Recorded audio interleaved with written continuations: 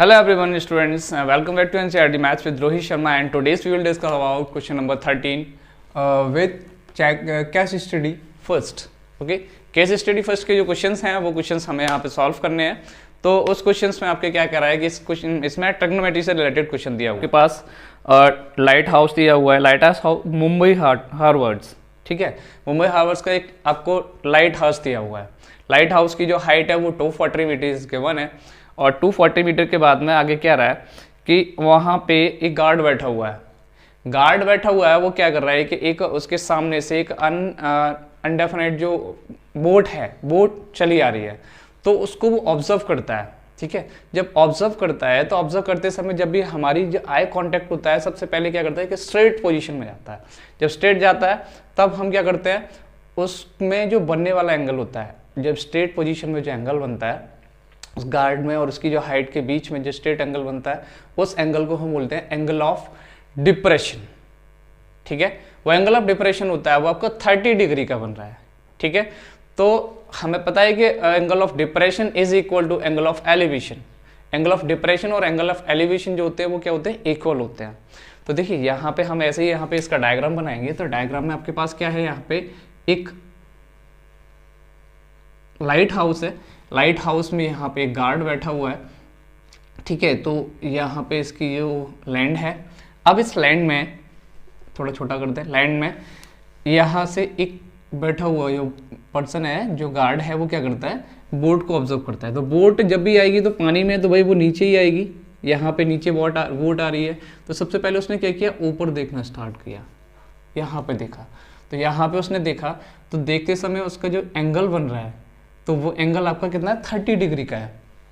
तो ये एंगल जब आपका 30 डिग्री है, ये एंगल आपका 30 डिग्री है जब वो देखता है, फिर आफ्टर दैट स्ट्रेट देखने के बाद फिर वो क्या करता है, यहाँ नीचे देखता है. यहाँ पे मैंने थोड़ा और बढ़ा लिया, नीचे यहाँ पे देखता है. तो यहाँ पे ये एंगल बनता है, वो भी एंगल कितना हो जाएगा, 30 हो जाएगा. ये एंगल 30 है तो ये एंगल भी कितना हो जाएगा, 30 हो जाएगा. ओके, दोनों एंगल इक्वल हो जाएंगे. और यहाँ पे हाइट आपको बोल रखा है कि आपकी जो लाइट हाउस की जो हाइट है वो कितना है, 240 मीटर है. ओके, ये हाइट भी आपको गिवन है, लेकिन यहाँ पे जो मेन डिस्टेंस है वो डिस्टेंस आपको फाइंड करके देना है. तो हम वो डिस्टेंस फाइंड करते हैं. तो इसकी पहले नेमिंग कर दी GHI. ओके, तो फर्स्टली तो लिखिए इन ट्रायंगल GHI में देखते हैं हमारे पास यहाँ पे हाइट गिवन है बट इसका बेस जो है वो गिवन नहीं है. ओके, तो जो बेस है वो लेट कर लेते हैं, या लेट मित कीजिए, आपका जो बेस है वो HI है तो हम HI रखते हैं, इसी से फाइंड कर लेंगे. तो देख लेते हैं क्या है. In triangle GHI is equal to, you have two sides, its perpendicular and its base. Okay, now we using tan 30. हम सिर्फ यहाँ पे दो ही ट्रिग्नोमेट्रिक फंक्शन यूज कर सकते हैं, tan और cot. ओके, tan और cot यूज कर सकते हैं, तो सिर्फ हमें tan में इजी पड़ेगा इसलिए हम tan यूज करते हैं. तो tan 30 is equal to GH upon HI. Okay, tan 30's value is 1 upon root 3 is equal to GH is 240 upon HI. HI is HI. HI is HI is equal to HI is equal to 240 under root 3 metre. ये हमें find होके आ गई. ये कितना आ गया हमारा, total हो गया 240 अंडर रूट 3 मीटर. ये हमारा टोटल फाइंड होके आ गया. ठीक है, फर्स्ट पॉइंट आपका क्लियर हो चुका है. अब फर्स्ट पॉइंट क्लियर होने के बाद सेकंड क्वेश्चन में आपका क्या रहा है, जब हमने टावर के फुट से और बोर्ड को ऑब्जर्व कर लिया तो उसकी जो डिस्टेंस है वो 240 मीटर की डिस्टेंस पे है. अब सेकंड कह रहा है आफ्टर 10 मिनट्स. सेकंड आपका बोल रहा है, second part is after 10 minutes.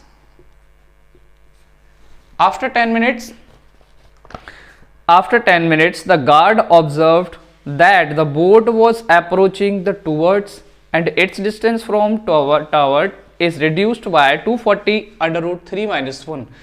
मतलब उसने देखा कि 10 मिनट्स के बाद में ये जो यहाँ पे बोट है, बोट ने क्या किया, वो यहाँ तक आ गई, ये आपकी बोट यहाँ तक आ गई, इस जगह पे आपकी बोट आ गई। अब बोट यहाँ तक चल के आई है 10 मिनट्स के बाद में, तो इसकी जो डिस्टेंस है वो जो रिड्यूस मतलब कम हुई है, जो डिस्टेंस कम हुई है वो आपकी कितनी है 240 bracket under root 3 minus 1।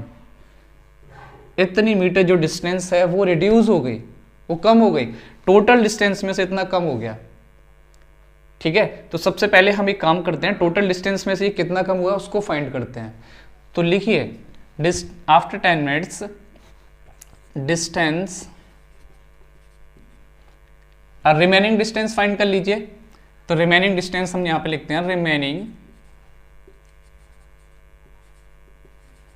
Remaining distance is equal to total distance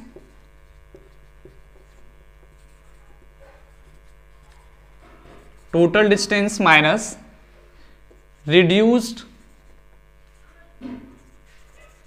reduced distance, I'll write in short, total distance 240 under root 3 minus 240 and under root minus 3 minus 1। ये अब आपको फाइंड करना है, तो 240 अंडर रूट 3 इस माइनस के अंदर multiply कीजिए, तो माइनस 240 दोनों माइनस और 240 इसका अंदर मल्टीप्लाई करेंगे तो कितना हो जाएगा 3, 2 under root 40 under root 3 minus minus plus और 240, ये दोनों कैंसिल हो जाएंगे, तो 240 मीटर। ओके, ये रिमेनिंग डिस्टेंस आपकी फाइंड होके आ गई। इट मीन्स आपकी जो एच, अब यहाँ पे हमें एक और कुछ ना कुछ भी मानना पड़ेगा, तो पी लेट कर लेते हैं। तो एच पी कितना हो गया 240 मीटर। ओके, ये डिस्टेंस हमारी रिमेनिंग डिस्टेंस है।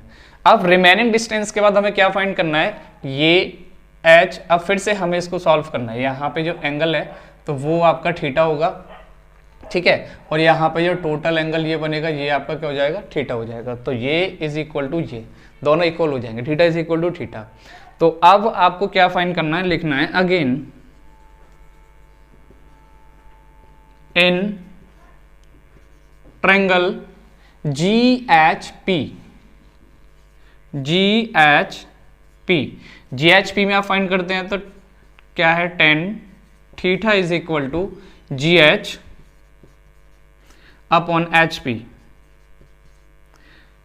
tan theta is equal to GH is 240 upon HP is also 240 and both numbers are cancelled to each other and here 1 remains। then अब tan थीटा में ये 1 आपकी देख रहे हो ना, 1 जो वैल्यू है वो आपकी कितनी होती है tan 45, tan 45 का होता है। तो tan theta is compared with tan 45, then we can say that theta is equal to 45। okay, your question has been completed. Thank you.